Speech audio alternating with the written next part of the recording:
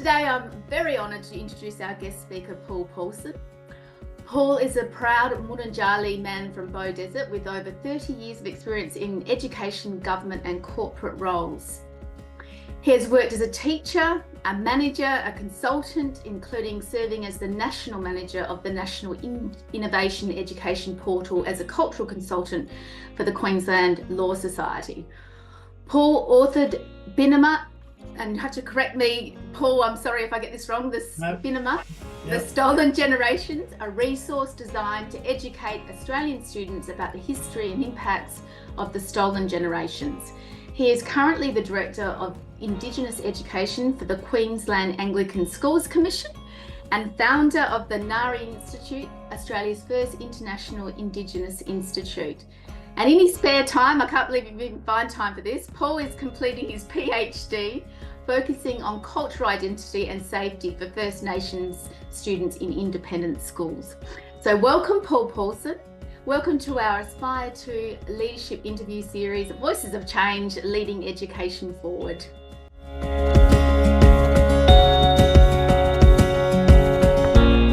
Can you pinpoint, and this might be a really difficult question, but can you pinpoint something that was a successful initiative that you led at that level that you felt that you saw the change happen?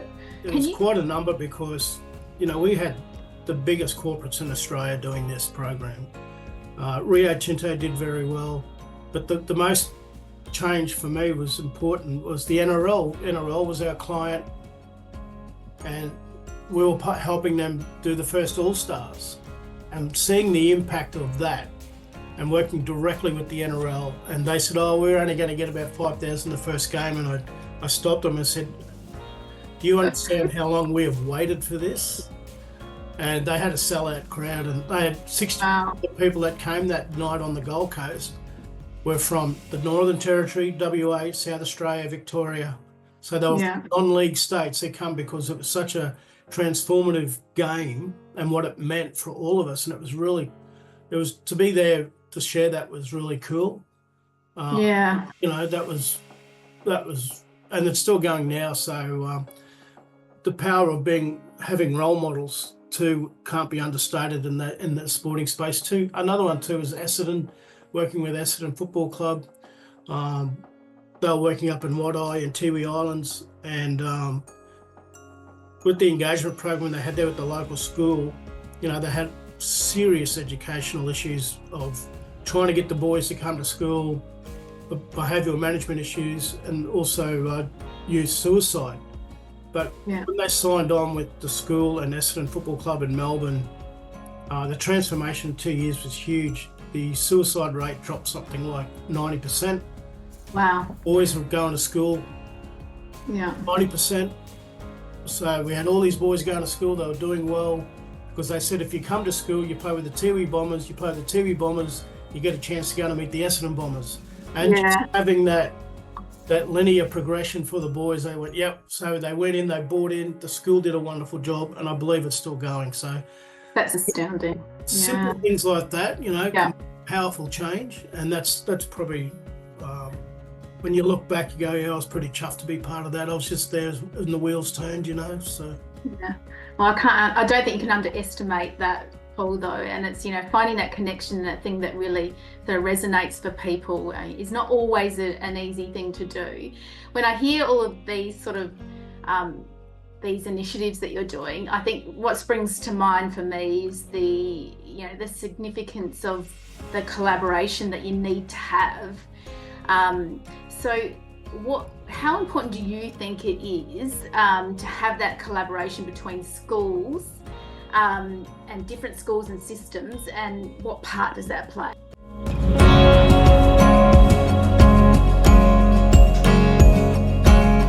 It's vitally important. In my current job as Director of Indigenous Education for the Anglican Schools Commission, we have a series of roundtables. So at the moment, I've got 21 schools in my charter, from New South Wales, Northern New South Wales to Toowoomba, Bundaberg, Sunshine Coast, Brisbane, and everything in between. And so we get together a couple of times a year with the roundtable to share stories, strategies, what's working, what's not working, how to support each other. Because at the end of the day, all our schools have Indigenous students, First Nation students in our schools, and we want them to do well in our schools. And it's not a set up to fail situation where we're just, ticking a box saying, oh, we've got Indigenous kids. We want them to be there and we want them to thrive because, our schools aren't for everybody. So, but when they do come, the kids are really well managed. The kids are very well looked after.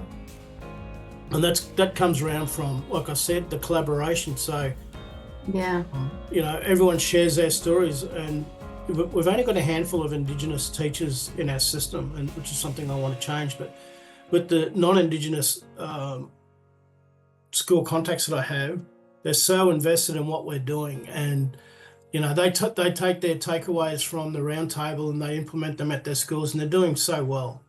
I go and see the students; they're very happy.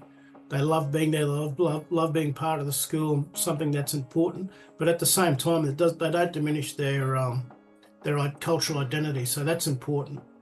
And I think, Paul, when you talk about that too, like I think like bringing people along on a journey is always such a challenge anyway in its own right, and sustaining that. But navigating challenges is always, part of the big picture as well. So, how do you personally navigate and negotiate through obstacles to stay on course and achieve genuine leadership in this space?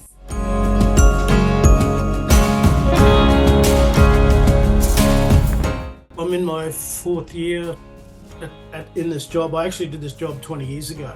And I did it for a couple of years, and then I went away in the tertiary sector and whatever, and then I came back.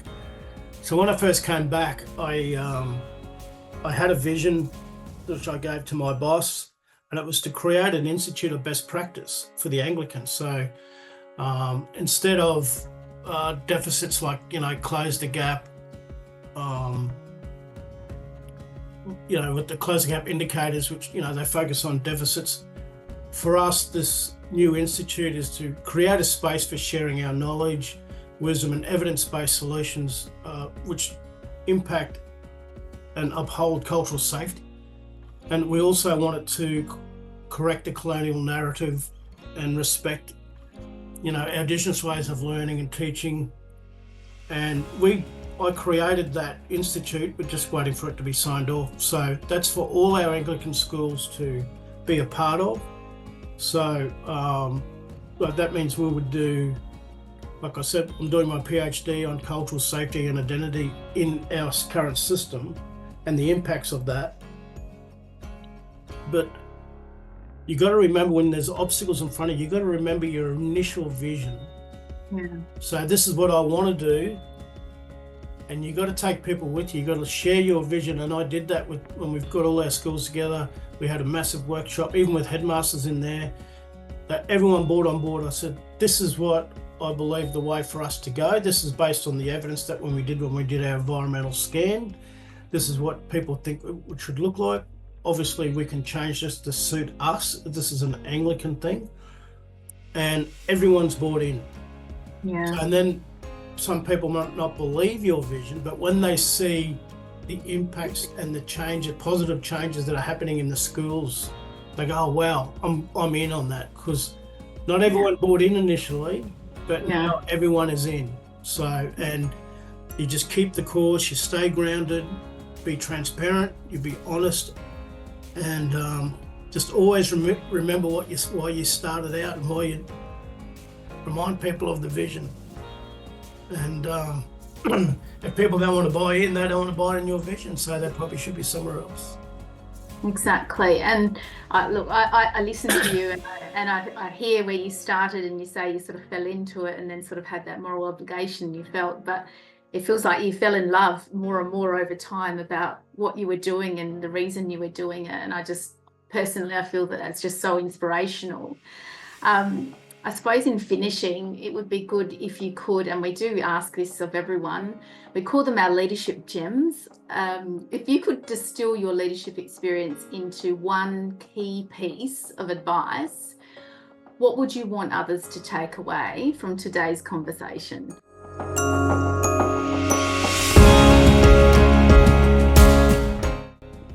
Wayne Bennett once famously said, the beauty about coaching a rugby league team is you're getting 17 people to come together to go in one direction. And he said doing that, that's also difficult, but it's also beautiful when they're all working in the one direction. And he said watching that happen is a really good internal reward. The key piece of advice would be to, like I said before, remember why you started, remember your vision, share your vision, be honest with yourself, stay grounded, and stay the course, never give up. That's amazing, Paul. And it's funny because stay the course and share what you know is exactly what you've done today. And I know that you're an extremely busy person, and to fit in time to actually share this with us today has been an absolute pleasure. And I'm sure that the people listening today will be able to take away some advice, even just small parts of that might resonate with some, and others will just look at this and use it for inspiration for themselves in their own development. So thank you so much, and thank you for being one of our interviewees for our Voices of Change series. Thank you so much, Paul. Thank you.